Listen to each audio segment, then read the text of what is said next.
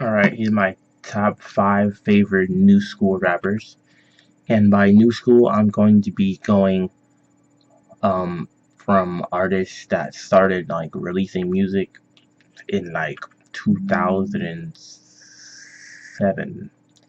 So, past 8 years or so. But anyways, number 1, Charles Hamilton, who is like my favorite living rapper of all times, new or old school, regardless, doesn't matter. But he's such a prolific artist. I just can't get over the fact that he has so much music. The pure quantity of it is ridiculous. I mean, he has about probably 100 or nearly 100 different mixtapes, and that equals up to probably a few thousand songs if you really think about it. They're not all great. I'm be the first to admit that. I've listened to a bunch of them, like the good portion. You know, a lot of them are alright. One thing about him is he tends to rap from an open, honest perspective. Um, but he also is lyrical in the sense of having metaphors and similes and other technical aspects of you know, rapping, poetry, whatever you name it. He's just top notch in my opinion. But he's an artist that I definitely recommend without a doubt. Raps, sings, and produces. I mean, and the songs that he samples, he's taught me.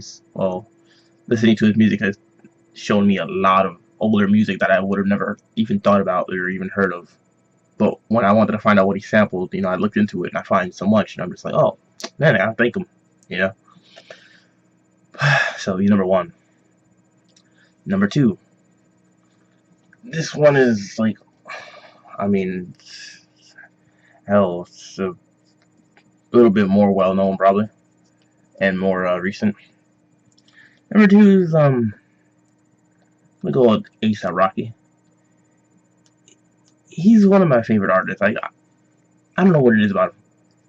His flow, delivery, charisma, on point. On point, definitely.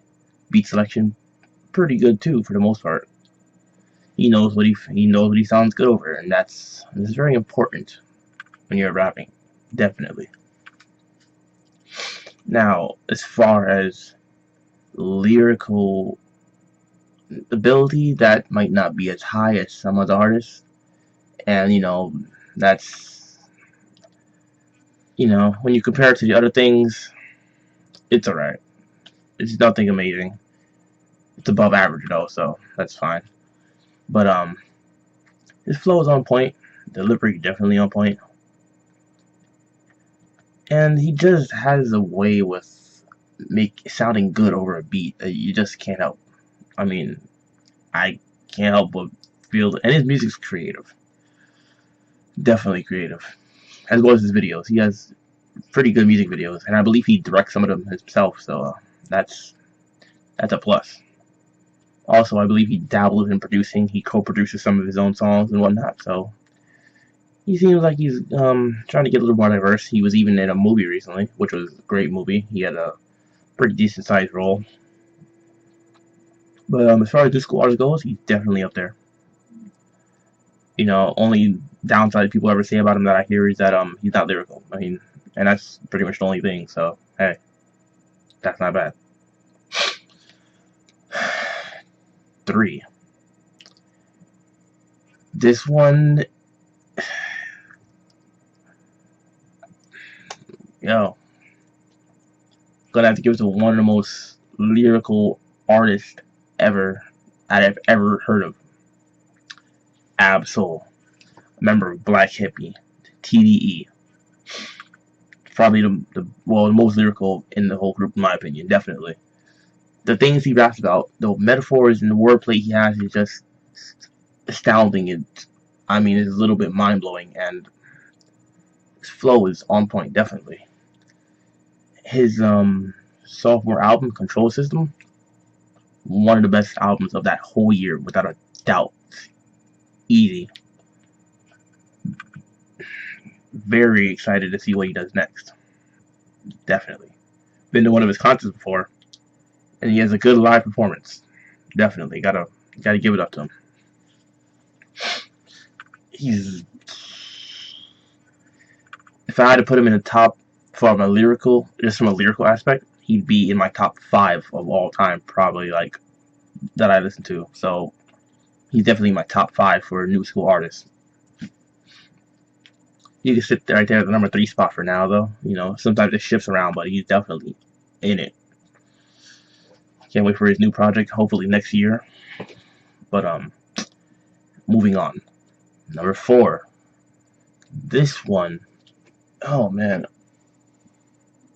it's really a toss up between 2 artists that I really like. One of them is extremely well known.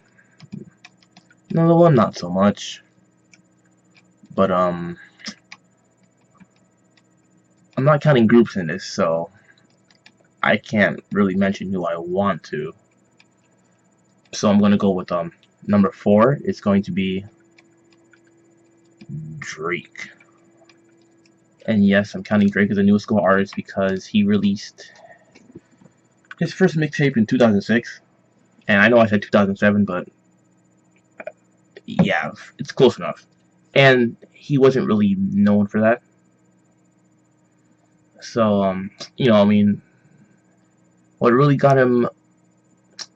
put him up on that, started getting him up on that celebrity status was So Far Gone, and I believe that was 2008, I believe. 2009. Alright, close enough.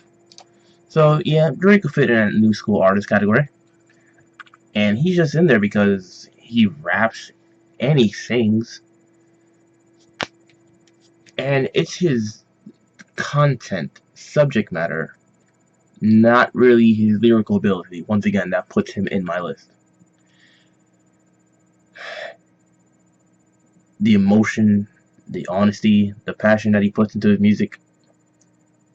I mean, he really, if he doesn't mean it, he really makes you think that he means it. And I know he started off as an actor on a TV show that I used to watch every day, so I didn't see this coming really, but it's nice, He deserves it.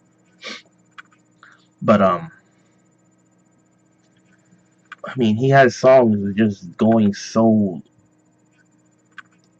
hard about his feelings. It's crazy. People give him flack for that, and I just can't be one of those people that does that. I mean, I consider myself an emotional person as well, sensitive. We all have feelings. That's a given, but some people don't understand that, so they will hate. It's whatever,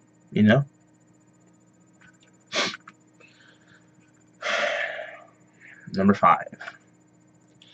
This is a tough one, but new school artists, difficult. I don't even really want to give it to the person that I'm going to give it. No, take that back.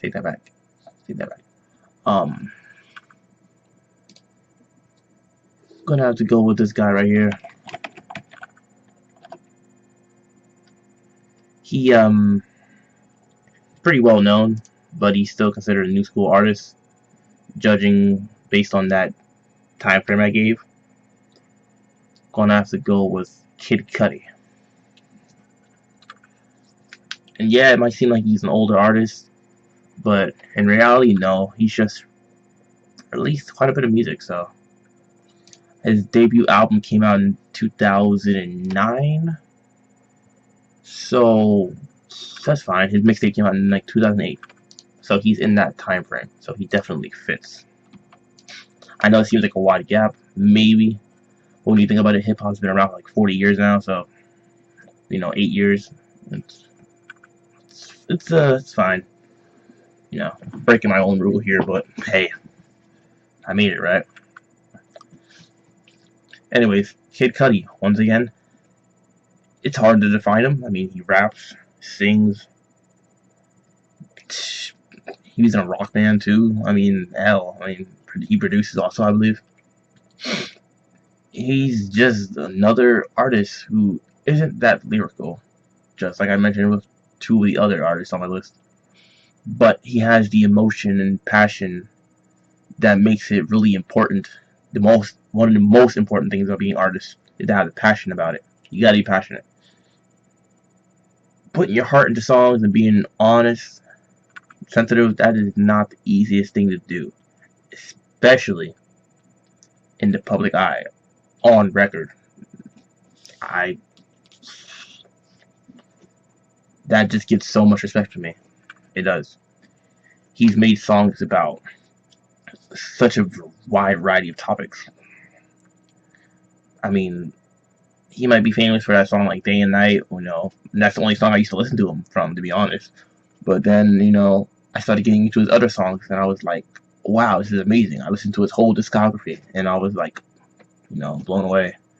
I was like, wow, he's been through some things, and he suffers from depression too, so, there's a high relatability factor in there that's important when you're, you know, making your own personal favorites, obviously.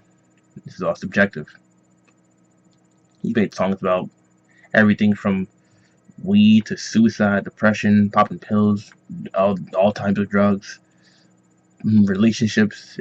He covers a wide spectrum, and that's one thing I like. Diversity, variety. So as far as artists from that time frame I mentioned, he gets up there too. There's quite a few of his songs in my playlist. That's without a doubt. Definitely looking forward to his next album too. Next year, I believe. Man on the Moon 3, I think, or no, he's not releasing that yet. Anyways, that's not the point.